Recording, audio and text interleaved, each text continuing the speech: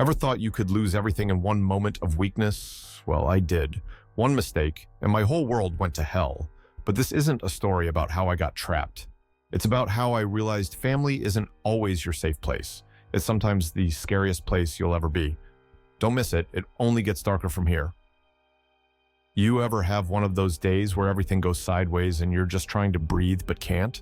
Like, you wake up thinking it's just another routine day and then bam, the universe decides it's time for you to be the star of a circus. That's today for Marcus.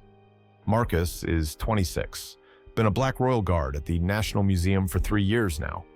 Dude's got a reputation, calm, collected, the kind of guy who handles chaos without breaking a sweat.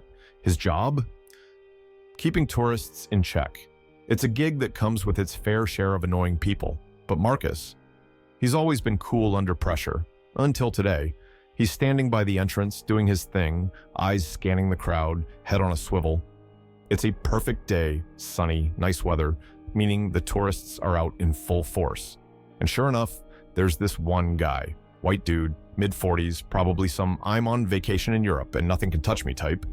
He's wearing the smug grin like he's about to do something he thinks is hilarious. Classic. You can already tell this is about to be a mess. The guy starts mumbling something under his breath, then boom. He's walking straight toward Marcus like a bull in a china shop. Pulls out his phone and starts snapping pictures, no questions asked. Doesn't even try to be subtle about it. Marcus, doing his damn job, holds up a hand. Sorry, no pictures. It's policy. But the guy's not hearing it. Oh, so now you're gonna tell me what to do? His voice gets louder, way louder. This is America, man. I can do whatever I want. Marcus feels the tension rising. He keeps his voice cool, but inside, he's already pissed. Sir, please step back. But this tourist? He doesn't back down. Nah, he's one of those guys who thinks he can push anyone around just because he's not in his own country. You think I'm scared of you? You're just a freaking prop, the guy says, sneering. A token. That's all you are. And then, bam, he shoves Marcus. Hard. Not a little nudge, but a full-on push to the chest. Marcus's heart skips a beat, but his face doesn't change. He's not going to let some asshole get the better of him. His head's racing, thinking, damn, this could go viral. This could be all over the news. Cameras are everywhere, and that's the last thing he wants. The guy's standing there, all smug, like he just got away with something, and Marcus is feeling the heat in his chest. He's pissed, but he knows he can't just throw down here, at least not yet. But then the guy shoves him again, harder this time, and Marcus feels the sting of it. He doesn't think, he just reacts. A quick jab to the gut, nothing crazy, just enough to take the wind out of him. The tourist stumbles back, gasping, but instead of backing off, he lunges at Marcus like a damn wild animal, grabbing at his uniform, pulling it like it's some prize he can claim. And that's it. Everything goes south faster than you can blink. Marcus is in full defensive mode now, but security's on it in a flash, pulling the guy off him, trying to keep the situation from completely blowing up. But the damage is done. People are already filming, and Marcus can feel the heat of their eyes on him. He's got a crowd now, and they're all waiting to see who's going to blink first. The tourist is losing his mind. You think you can just push me around because of that stupid uniform? What are you, some kind of slave? The words hit like a punch to the gut. It's not just the racist shit coming out of his mouth, it's the audacity, the pure, unfiltered arrogance of this guy thinking he can say whatever he wants to a man he's never met just because of how he looks. Marcus can barely keep his hands from shaking. This is the shit that pisses him off, that grinds him down, but then of course, it gets worse. Of course it does, as if the whole thing wasn't already a disaster. A police car pulls up. 2 officers step out, handcuffs ready. People are filming everything now. Marcus can already feel the walls closing in. This is about to get ugly. He knows the headlines are writing themselves in real time. Museum guard attacks tourist. Racial tension erupts at National Museum. He knows how this goes. He's seen it before, but this time, it's his face on the screen. The officers move in like they've been briefed on the situation. The tourist is still shouting, probably still trying to paint himself as the victim, as if he wasn't the one who started all of it. Marcus stands there, breathless, trying to regain control of his own emotions. The situation's out of his hands now. He just wants to get out of there, but he knows he can't. The crowd disperses, and it's like the world goes quiet for a second. Marcus just stands there, knowing this isn't going to blow over. It's one of those moments that'll follow him for a long time. The whole day, his whole career could change in the blink of an eye, and all because one tourist thought he was too important to follow a simple rule. By the time that tourist gets tossed into the back of the police car, Marcus is standing there, arms limp at his sides, his head buried in his hands. The adrenaline's worn off, but all he feels now is that bitter, heavy weight of everything spiraling out of control. He never wanted this. Hell, he didn't even ask for this. But here we are. Everything's blown up in his face, and the media's already having a field day. It all starts rolling in like a damn avalanche. That tourist, the one who couldn't keep his hands to himself, is now playing the victim, claiming Marcus attacked him for no reason. Not that the guy's telling the full story. Hell no, he's out there saying the Royal Guard just snapped, randomly throwing punches. But the world doesn't care about facts, does it? They care about what sounds more dramatic. And of course, the internet picks up on it faster than a wildfire. Within hours, racist blackguard attacks innocent tourist is plastered all over social media. News outlets latch onto it like vultures, spreading it everywhere. And the comments? Jesus Christ. It's a full-on dumpster fire. People are out here talking like they were there. Some are all, he deserved it, with a high five emoji, like they're in on some sick joke. Others are all, that's what happens when you're too sensitive. As if a grown man getting shoved isn't worth defending. Marcus could barely stomach it. What gets under his skin even more? The random messages flooding in from strangers, talking down to him like he's some violent thug they've known for years. It's like everyone who's never seen him outside that uniform is suddenly an expert on his life, his character, his whole damn existence. Who raised you people? He doesn't even care about those keyboard warriors, though. Not really. His mind's still stuck on the tourist, the one who started all this. He's sitting in his apartment now, scrolling through the mess online when his phone vibrates in his hand.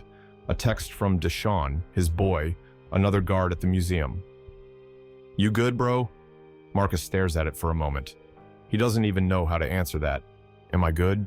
He's pissed, yay, but also, he's pissed at himself. He let his emotions get the better of him. He let himself get dragged into this mess. The whole point of his job, hell, the whole point of being a guard, is to never let some ignorant tourist drag him into a fight. But this one felt different. This was personal. This wasn't just some dude being disrespectful. This was a man who shoved him, who dared to touch him like he was some object. Marcus finally types back, "Nah, bro, it's a mess. I messed up." Before Deshaun can even respond, Marcus already knows how this is going to play out. The media is going to run with the race card, twist the narrative. He's going to be painted as the angry black man who snapped and attacked a defenseless white tourist. He can already hear the news anchor's voice in his head. This shocking incident raises questions about race and civility in America. Marcus shakes his head, wanting to throw his phone across the room. He knows his boss, the one who's never bothered to acknowledge him outside of a stiff "good job" or a "don't forget your uniform," is going to come down hard. There's going to be meetings with HR, awkward sit-downs with the PR team, and probably a good old-fashioned corporate talk about proper conduct that'll make Marcus want to choke someone. He's seen it happen to other people. He just never thought it'd be him. But the tourist, the real joke, he's already out there in full damage control mode, posting photos of his bruises, probably took them himself just to make sure the lighting's good, and his emotional trauma, as if being told to step back was the same as being in a car accident. He's the real victim here, apparently. Marcus can't help but laugh, a bitter chuckle that burns his throat. The irony? The dude who started all this is out there playing the martyr, while Marcus is stuck on the other side of the screen, getting slandered for doing his job. The whole thing's a goddamn circus. The tourist should have just respected the rules, simple as that. But no, instead, he had to act like the world revolved around him. He couldn't take a step back, couldn't follow the simplest instruction without throwing a tantrum. And now, Marcus is the one on the chopping block. He thinks back to that tourist's smug, entitled face. The kind of face that made him feel like he was back in high school, dealing with bullies who thought their privilege made them untouchable. The tourist had that, "I can say whatever I want to you and there's nothing you can do about it" look. Marcus felt it then, that pressure, that urge to snap. And for a second, he did snap. But it was more than that. It wasn't just about the shove or the disrespect. It It was about that feeling of powerlessness that all black men know too well. That feeling that comes from being underestimated or outright hated for no reason other than how you look. Marcus couldn't let it slide this time, not when the guy had the nerve to touch him. He wasn't just a guard in that moment. He was a person, a man who'd had enough. Now, though, he's got to face the consequences. No matter what happened, the world wasn't going to see it the way he did. To them, Marcus is the bad guy, the one who couldn't keep his cool, the one who let some random idiot get under his skin. All because of a tourist who thought his entitlement gave him the right to do whatever he wanted. And Marcus? He's stuck with the fallout, not just from the incident, but from what the media and everyone else is going to make of it. An hour later, Marcus is back at his locker, feeling the weight of every eye in the room. His mind's spinning. How did everything go from normal to a complete disaster in one stupid moment? His phone buzzes. It's Deshawn. "Yo, you're not gonna believe this," Deshawn says. Marcus braces himself. "What?" "They got the tourist on the news. He's pressing charges." Marcus rolls his eyes. "What a joke. He started it." "Bro, listen, they've got video, and they're turning it into a race thing, saying you attacked him because he's white." Marcus's stomach drops. He didn't see this coming. What was supposed to be a dumb altercation is now a full-blown nightmare. If this goes to trial, he's screwed. His phone buzzes again. Another notification. Tourist claims black guard attacked him unprovoked. Marcus slams the phone down, trying to swallow the panic. His entire day's been reduced to a headline. He can feel the eyes of his colleagues on him now, judgment thick in the air. Hero to some, villain to others. It's not over, not by a long shot. If I were Marcus, I'd keep my head cool. But damn, it's tough when everything spirals out of control. Ever been in a situation like that? Drop your thoughts below. Share, and let's talk. This story's here to spark change. Your voice matters.